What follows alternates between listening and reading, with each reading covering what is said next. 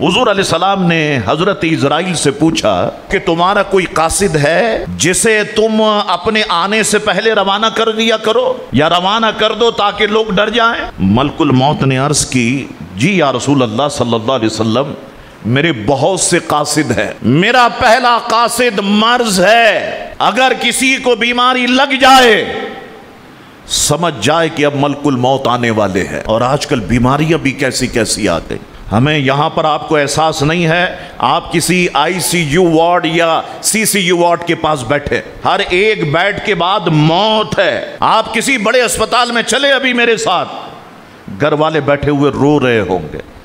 کسی کو آپ دیکھیں تو شوگر کے مرض میں کوئی مبتلا ہے، کوئی ہیپاٹائٹس کے مرض میں مبتلا ہے، کسی کو آپ دیکھیں تو بواسیر کے مرض میں مبتلا ہے۔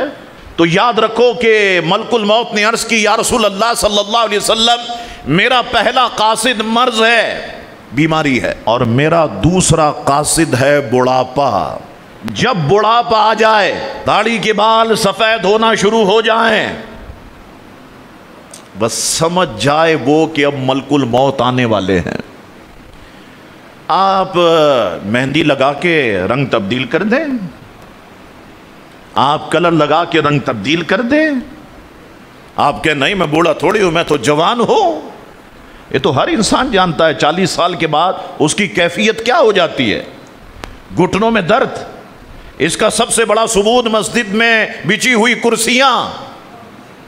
یہ 10 سال پہلے کرسیاں تھی نہیں تھی، اب کرسیوں کی تعداد بڑھی کیونکہ ہم نے دبا کے کولڈ ڈرنک کا استعمال کیا، مزے لے لے کے پیپسی پیتے رہے، کوک پیتے رہے۔ اب اس نے جا کر کے گھٹنوں میں وقت آ گیا کہ اس نے گھٹنوں میں درد شروع کر دیا، یا اور کسی وجہ سے بھی درد ہو سکتا ہے، یہ درد شروع ہو گیا۔ عرض کی یا رسول اللہ، میرا دوسرا قاصد بڑھاپا ہے، اور میرا تیسرا قاصد آنکھوں اور کانوں کا متغیر ہونا۔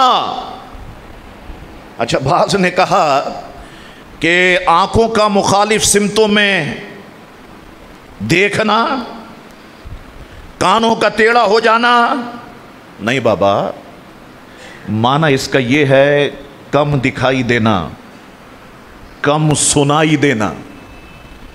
اور جب کم دکھائی دینے لگ جائے، جب کم سنائی دینے لگ جائے، تو انسان کو سمجھ لینا چاہیے کہ اب ملک الموت اس کے پاس پہنچنے والے ہیں۔ یا رسول اللہ صلی اللہ علیہ وسلم، میرے یہ 3 قاصد ہیں جو میں اپنے آنے سے پہلے بیچتا ہوں، اور جب لوگ ان چیزوں سے بھی نصیحت حاصل نہیں کرتے پھر میں ندا کرتا ہوں، آواز دیتا ہوں، اب میں خود آ رہا ہوں، اب میرے بعد کوئی نہیں آئے گا، اور جب میں آؤں گا میں تیرا نام دنیا سے ہمیشہ کے لیے مٹا دوں گا۔